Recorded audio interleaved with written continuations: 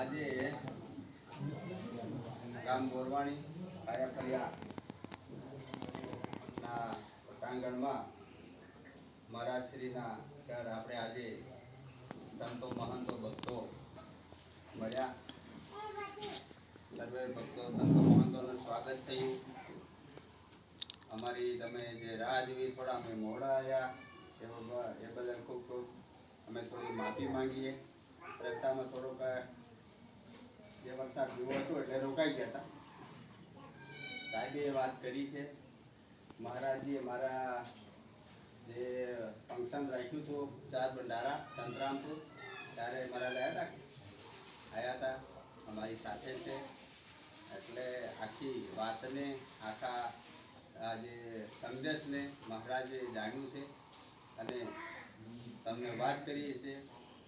એટલે આપણે બધા મળ્યા અને સાહેબે પણ વાત કરી. હવે નવી વાતમાં આપણે બધા એમ વિચારીએ કે ભક્તિ બધા આપણે કરીએ કે 12.5 પંથનો ભેદ બી બધું જાણીએ, સત્સંગ બી કરીએ, ભજન બી કરીએ, બધું જ કરીએ. તો આમાં પાછા આ સાહેબ હવે નવી હું વાત કરવાના એ તો પ્રશ્ન થાય છે.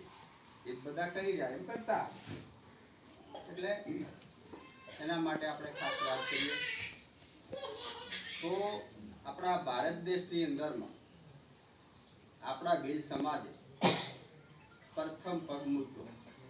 આપણા ભારત દેશની અંદરમાં પ્રથમ પગ મૂક્યો, જન્મ થયો આપણા ભીલાનો. એટલે આપણે કહેવાય કે આપણે મૂળ આદિવાસી, મૂળ નિવાસી આપણે બધા કહી રહ્યા.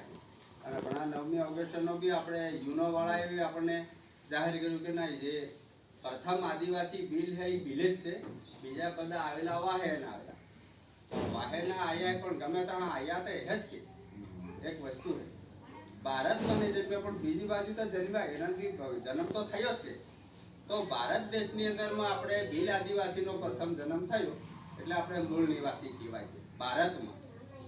આ વાણિયા બામણ ઓરાઈ કેટલાક તો થયા હે કે જમીન પર થયા, ઉપર તો થયા નહીં હે કે થયા. એટલે આપણે એવું નહીં માનીએ. આપણે જ બધા પહેલા જન્મી જાય એ કહે છે, એ ગમે ત્યાં જન્મ્યા પણ જન્મ્યા, પણ ભારત દેશની અંદરમાં આપણે પ્રથમ એટલે આપણે પહેલા જન્મ્યા. એટલે આપણે એવું આપણે ઇતિહાસ છે.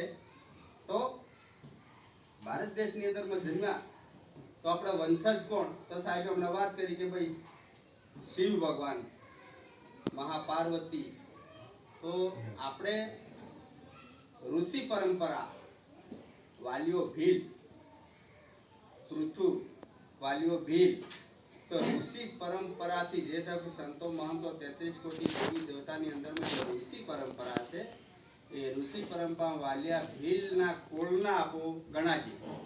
શહેર બજારમાં ઋષિ મુનિ રેખુદાડો રહે નહીં, પહાડમાં રહે, નદી નાળા એમ કરે સપ્ત ઋષિઓ રહે અને પૂરા